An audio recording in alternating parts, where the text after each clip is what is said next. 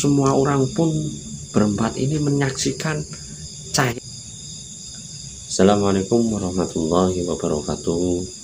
Jumpa lagi bersama saya Kang Wamto di channel Horor Malam Jumat. Jangan lupa like, subscribe, komen, tekan tombol lonceng untuk mengikuti cerita-cerita kami.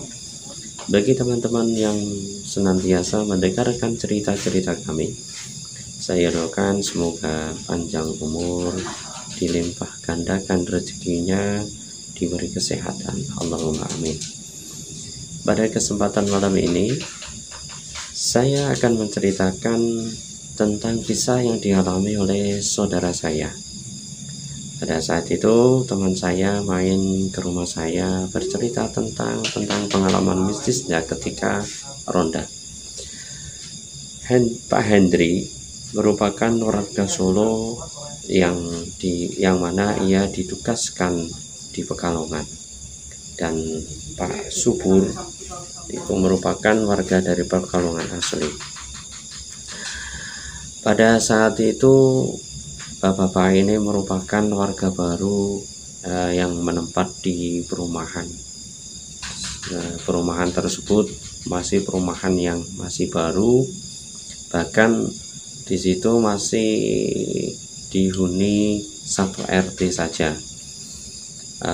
Jalan pun belum, akses jalan belum diaspal, dan banyak rumah-rumah yang belum dihuni. Masih sangat sepi perumahan tersebut. Ketika itu semua warga masih dirundung kesedihan karena ada salah satu kendaraannya hilang. Kemudian warga tersebut mengadakan kumpulan dengan tujuan gagasan untuk membuat gilir ronda. Ketika itu Pak Hendri, Pak Subur, Pak Ardi, dan Pak Darman mendapat tugas pertama kali ronda di perumahan tersebut. Karena mereka termasuk warga baru, belum tahu latar belakang di daerah situ dan belum tahu seluk-beluk di daerah situ. Konon katanya dari masyarakat setempat, tanah yang dibangun perumahan merupakan tanah yang sangat singis, tanah yang sangat angker. Sewaktu mereka sekitar jam 10 malam, semua warga mulai bergegas. Semua warga mulai bergegas masuk ke rumah masing-masing beristirahat. Suasana di perumahan tersebut masih sepi, tidak seperti perumahan-perumahan yang sudah lama dihuni. Dan Pak Hendri, Pak Subur, Pak Ardi, Pak Darman sudah mempersiapkan diri menuju ke pos ronda. Belum ada satpam pada itu. Ketika mereka lagi asik-asik nonton televisi tersebut agak suaranya gak ada gambarnya tapi tidak ada suaranya. Padahal televisi tersebut baru saja dibeli pas waktu siang, masih baru. Nah, Pak Andri berkata, "Loh Pak, TV-nya kok nggak ada suaranya Pak? Masa ya? Tadi itu pas waktu beli di toko dicoba itu normal-normal aja kok. Ini tidak ada suaranya Pak."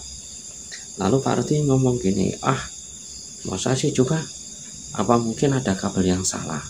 Setelah diudik, TV tersebut masih tetap tidak ada suaranya.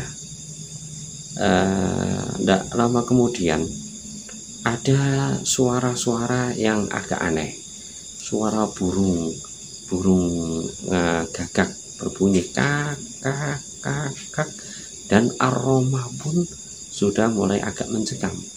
Jadi di situ terdengar ada suara dan aroma seakan-akan bau busuk, sehingga mereka berempat merasakan merinding dan rasa takut. Lalu Pak Darman, ini Pak, kok ini suasananya agak enak anak gini ya Pak ya? Iya, mungkin apa ini kita masih orang baru jadi belum tahu suasana di daerah sini. Ya mungkin gitu aja Pak. Udah, kita jangan berpikir menghayal yang enggak Pak. Kita ngopi aja Pak, ngopi. Terus si Darman mengambil air di dispenser, membuat kopi. Kemudian mengambil alat-alat hiburan, mengambil sekak, main sekak di situ.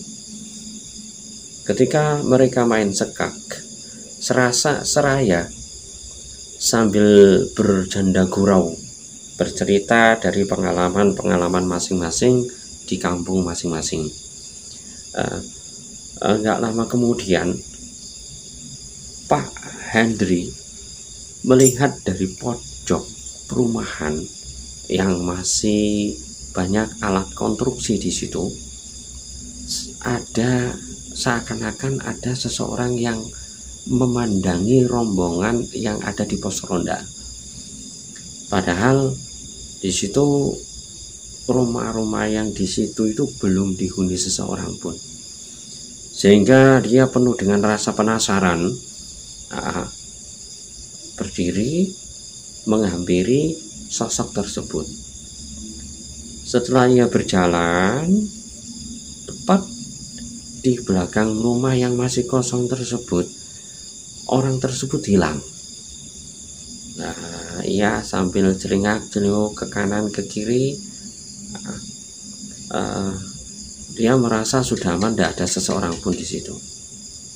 Kemudian ia berjalan lagi menuju pos ronda. Pak Ardi bertanya sama Pak Hendri, ada apa Pak Hendri? Itu tadi aku melihat ada seseorang yang seakan-akan memandang kita, penuh dengan wajah sinis gitu. Mungkin itu salah satu yang mau mengintai, mau mencuri barang-barang kita mungkin Pak. Ya udah, kita nganu aja, bergegas, siap-siap keliling aja, siapa tahu orang itu masih di sekitar sini. Kalau kita tidak keliling, khawatirnya nanti ada motor yang hilang lagi, itu kata Pak Ardi. Kemudian mereka TV masih dinyalakan, mereka bergegas mengambil sarung dan mengambil senter untuk alat pencahayaan. Ketika mereka berjalan sambil berbincang-bincang, tidak lama kemudian pas di waktu di sudut rumah yang paling belakang, ia mendengar ada suara yang agak aneh. Suaranya itu seperti orang yang merintih, menangis, merintih menangis. Kemudian Pak Darman itu ngomong, Pak, berhenti sejenak Pak, berhenti sejenak. Pak, kamu dengar nggak Pak? Kok sepertinya ada ibu-ibu yang menangis Pak di sekitar sini Pak. Iya, coba di center. Karena di sekitar situ masih banyak pepohonan itu, di kebun-kebun, karena perumahan tersebut belum jadi, warganya pun masih sedikit. Ketika di center tidak ada seseorang pun di situ. Ketika itu Pak Darman termasuk orang yang sangat pemberani. Ia maju ke depan sambil menyalakan senter. Tapi tidak ada seseorang pun yang muncul di situ, tidak ada makhluk apapun. Ada salah satu warga yang bernama Pak Subur. Nanti kalau ada kuntilanak, kita mintain nomor aja yuk. Siapa tahu besok kalau kita tombokin, kita bisa dapat uang banyak. Wah, kamu itu, kata Pak Hendri, kamu itu pikirannya hanya nomor-nomor saja. Udah, kita lanjut keliling aja. Kita jangan terkacau dengan hal-hal seperti itu. Kita yakin aja. Lalu ia berjalan lagi. Ketika ia berjalan, berjalan sambil bercanda bergurau. Dia mendengar ada seruan anak-anak yang lagi asik permainan selayaknya anak-anak bermain, lari-lari sambil ketawa ria. Ketawa ria. Terus Pak Andri ngomong lagi, "Pak, kok ada suara anak-anak ya Pak ya di sebelah situ?" "Oh ya, di mana tuh?" "Ya di situ itu. Nah itu loh di pojok sebelah situ Pak." "Ya coba kita cari sumber suaranya." Ketika ia cari di situ pun tidak ketemu orangnya, anak-anak pun tidak ketemu. Kemudian Pak Andri berkata, "Udah kita lanjutkan aja." Nah ketika ia berjalan menelusuri di lereng-lereng tepi-tepi tepi-tepi perumahan yang masih kosong terbengkalai. Dan lama kemudian dia melihat ada cahaya, ada salah satu rumah di bagian pojok. Dari atas itu muncul ada cahaya, begitu cepat, cus, terbang ke atas. Terbang ke atas.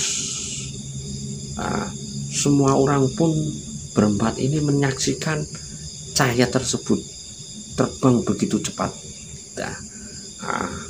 Kalau orang-orang dulu mengatakan itu merupakan benda-benda mistis, benda-benda keramat yang masih mau berpindah tempat. Ia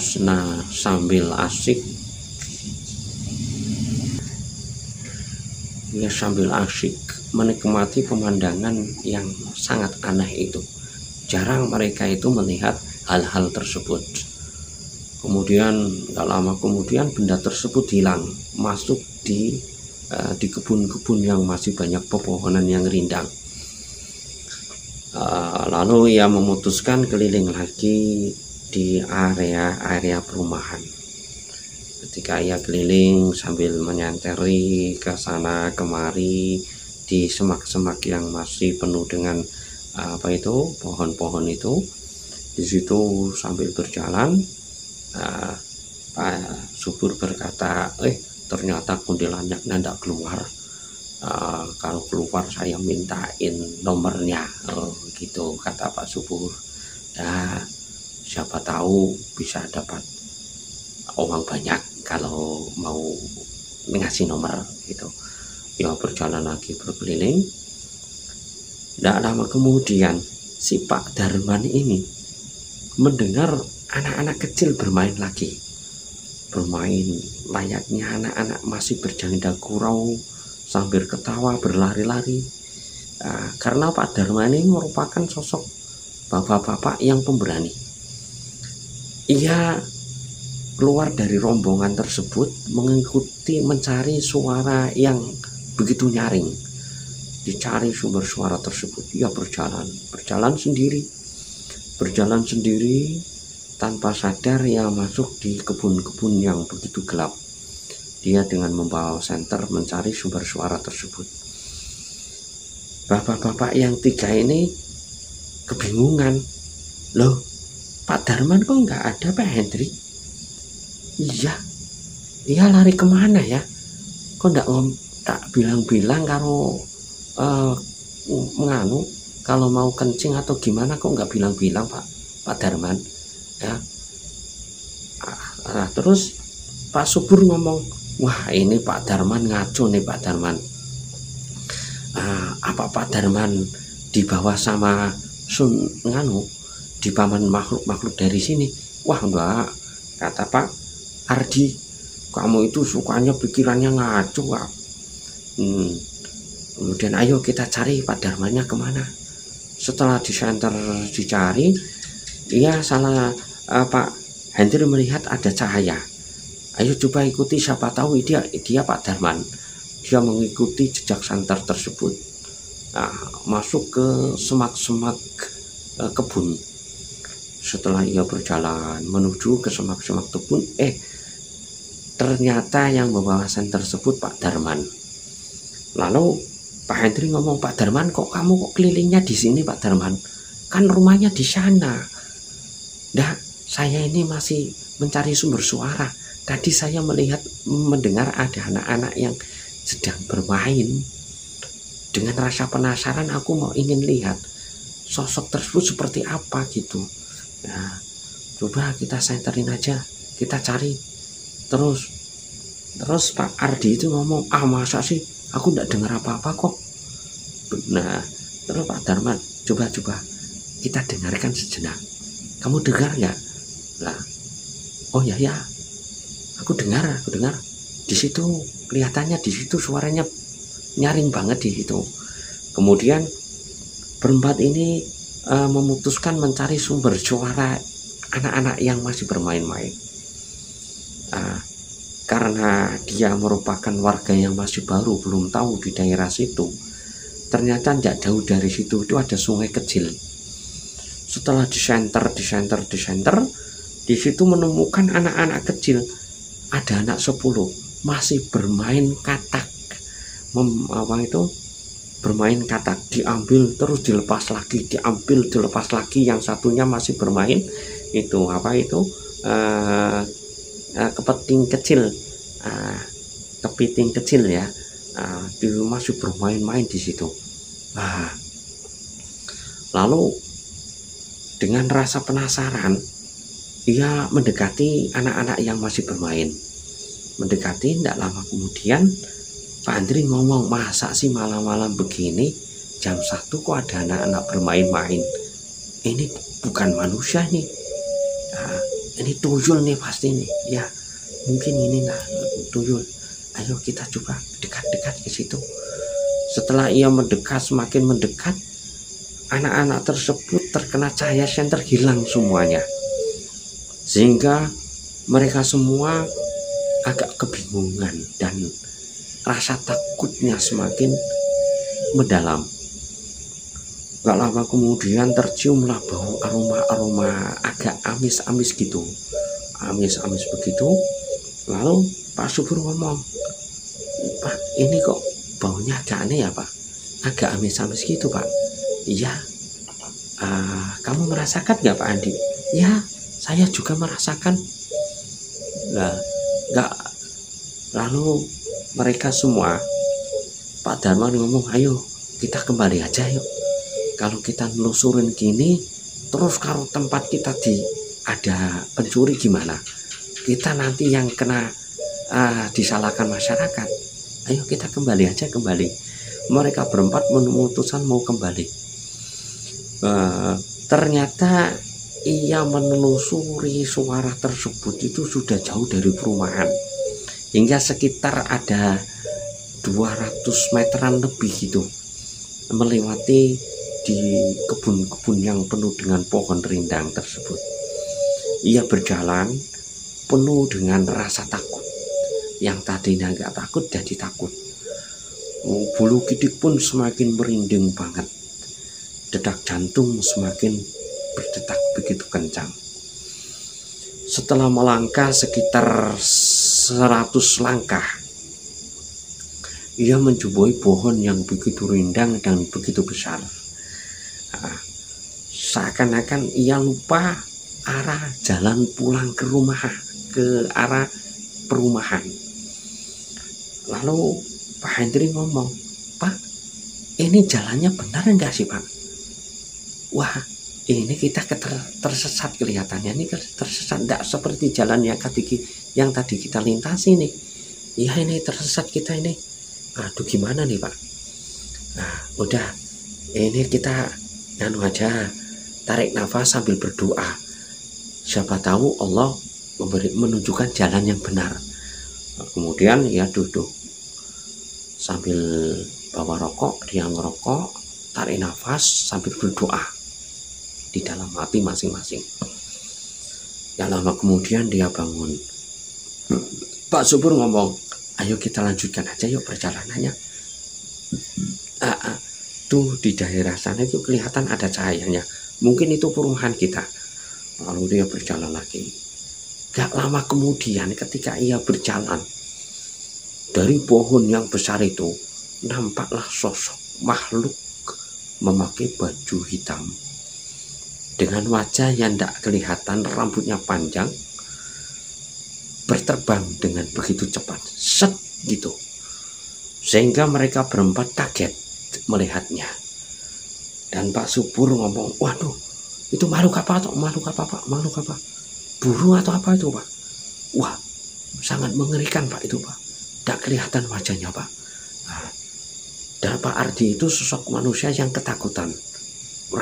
Dengan rasa takut dia memeluk Pak Hendri, memeluk, sehingga Pak Hendri merasa risih dan ngomong, Pak Hendri, kamu jangan gitu toh Pak Andi. Kalau gini kan nggak enak, masa udah tua-tua kok masih takutan Pak Andi. Ya udah kalau gitu, ayo kita lanjutkan aja sambil bersolawat. Semoga kita aman. Nah, semoga setelah ia berjalan lagi. Nah, gak lama kemudian ia berjalan, salah satu rombongan itu tersandung ada kain putih yang menjelibet di kakinya. Nah, karena tidak kelihatan, keadaan pun gelap, dia tidak melihat kalau ada kain putih yang menyeliputnya. Kemudian ia menyadari, ternyata ada kain putih yang menjelibet di kakinya.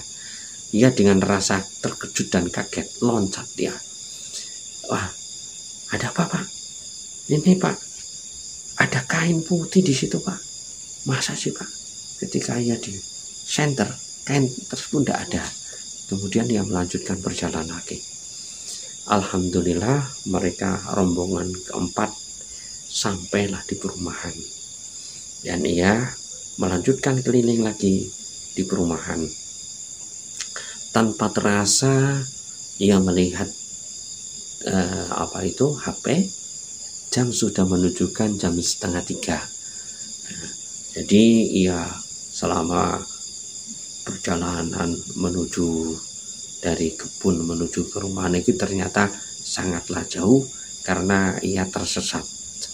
Kemudian mereka memutuskan kembali ke pos ronda. Setelah ke pos ronda, televisi tersebut ada suaranya. Yang tadinya ada gambarnya, tidak ada suaranya. Televisi tersebut muncul suatu suara gitu. Kemudian Pak Hendri ngomong, Pak, ini udah agak pagi, gimana kalau kita pulang aja yuk ke rumah masing-masing. Ayo kita ke rumah masing-masing. Besok kita bisa tanya dengan warga di daerah sini. Mungkin warga di daerah sini tahu tentang permasalahan yang kita alami ini Pak. Kemudian dia pulang masing-masing. Besok paginya itu Pak Hendri ketika di situ itu karena masih banyak pekerja proyek di daerah situ, dia bangun agak kesiangan sekitar jam 9. Dia keluar dari rumah dan pegawai proyeknya itu masih warga di sekitar situ. Kemudian dia tanya, Pak, aku mau tanya nih Pak, dulu tanah ini ya di daerah sini itu tanah kebun ini merupakan ceritanya gimana Pak? Oh gini ya, kebun ini itu dulu itu ya agak mistis Pak. Oh ya Pak, tadi malam itu ketika saya ronda bertemu sosok anak-anak kecil yang masih bermain di kebun situ Pak. Oh ya gitu ya Pak. Tapi nganu Pak, kalau itu sudah dari zaman dulu Pak. Dulu saja warga di sekitar sini ketika ngobor ikan itu sama menjumpai anak kecil yang masih bermain-main di sungai tersebut Pak. Oh gitu ya Pak. Ya udah Pak, Bapak tidak usah takut Pak. Tidak usah takut. Itu kan kalau kita tidak dekat sama Sang Pencipta, insya Allah kita aman, tidak tergoda apa-apa Pak. Yang penting di daerah sini nanti kalau masjid udah jadi, di diramaikan masjidnya Pak, supaya di daerah sini aman, tidak diganggu dengan makhluk-makhluk yang astral, makhluk-makhluk yang tidak nampak Pak. Oh ya ya Pak, ya Pak, terima kasih ya Pak, itu kata Pak Hendri. Cukup sekian cerita dari saya. Ini cerita nyata yang dialami dari teman-teman yang ada di perumahan.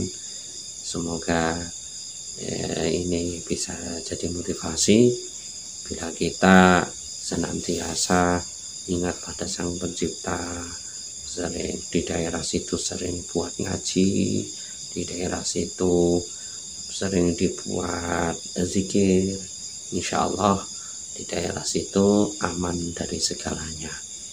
Wassalamualaikum warahmatullahi wabarakatuh.